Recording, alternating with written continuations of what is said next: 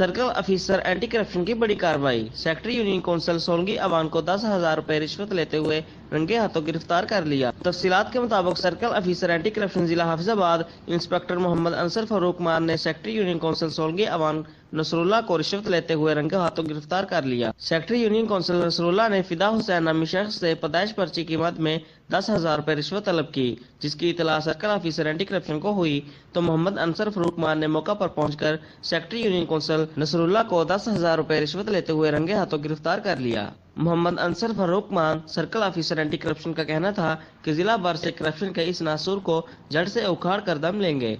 हम लाते हैं top news, आपके फेवरेट टॉक शोज और अनलिमिटेड एंटरटेनमेंट सिर्फ यूट्यूब पर। अगर आपने अभी तक हमारा चैनल सब्सक्राइब नहीं किया तो अभी सब्सक्राइब करें और बेल आइकॉन को क्लिक करके हमारी लेटेस्ट वीडियोस के बारे में अपडेट जानें।